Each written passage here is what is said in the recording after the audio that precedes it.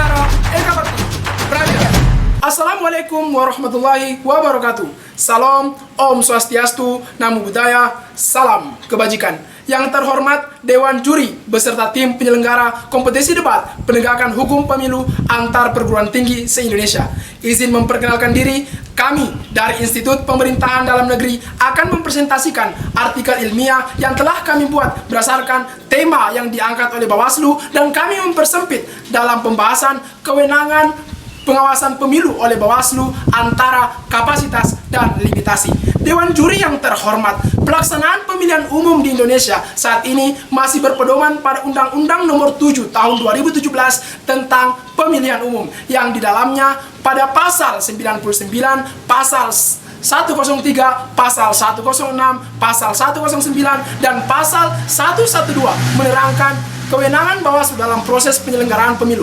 Kewenangan tersebut merupakan kewenangan untuk melaksanakan fungsi pengawasan dan fungsi penegakan hukum, yang dimana fungsi pengawasan dan penegakan hukum tersebut hanya berlangsung sejak pendaftaran peserta pemilu hingga penetapan secara nasional oleh KPU. Setelah itu, yang berwenang untuk melaksanakan penegakan hukum sengketa pemilu adalah Mahkamah Konstitusi, dan Bawaslu hanya sekedar memberikan keterangan terkait pertimbangan keputusan Hakim Konstitusi. Keterbatasan wewenang tersebut membuat kami sangat tidak setuju dengan mosi yang diangkat oleh Bawaslu. Mengapa demikian? Kami melakukan analisis dari dua sudut pandang. Yang pertama, kapasitas dan kapabilitas Bawaslu dalam penegakan hukum pemilu, dan yang kedua, limitasi kewenangan Mahkamah Konstitusi sehingga perlunya penguatan fungsi Bawaslu.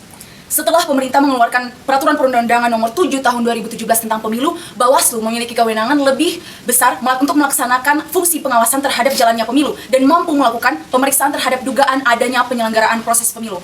Jumlah kasus yang terjadi atau kasus pemilu pada tahun 2019 mencapai 348 kasus pidana pemilu, dan jika dibandingkan dengan pemilu tahun 2014 mengalami peningkatan sebesar 58,3%. Berdasarkan dari data tersebut dapat dikatakan bahwa Bawaslu memiliki kapasitas terkait pengamanan atau penanganan terhadap penyelenggaraan pemilu untuk melaksanakan proses demokrasi yang lebih bersih.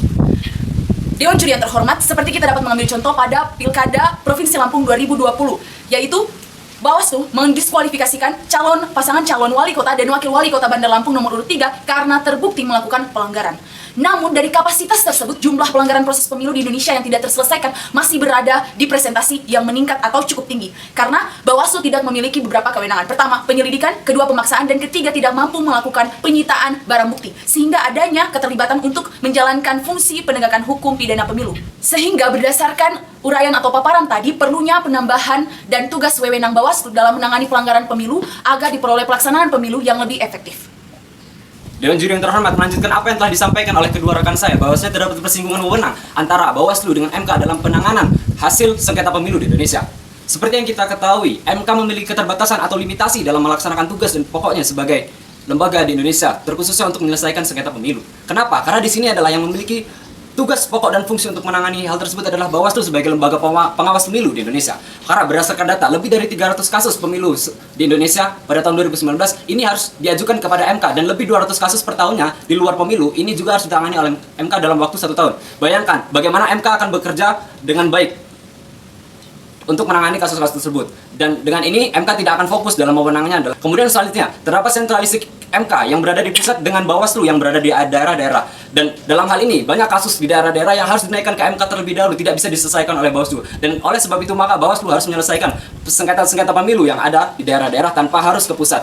Dan oleh karena itu, MK tidak bekerja secara efektif berdasarkan data tersebut. Menurut periode 14 hari penyelesaian kasus MK, terdapat 200 hingga 300 kasus lebih yang harus ditangani oleh MK dengan jumlah hakim konstitusi yang hanya 9. Dan oleh data ini, maka jelas-jelas MK tidak dapat efektif dan berjalan lambat untuk penyelesaian tugasnya. Dan baik, kami dari Institut Pemerintah Dalam Negeri memberikan solusi terbaik untuk memperkuat kewenangan Bawaslu dengan cara kolaborasi Bawaslu dan MK dalam menangani sengketa hasil pemilu secara nasional tanpa melemahkan MK menurut amanah undang-undang. Terima kasih.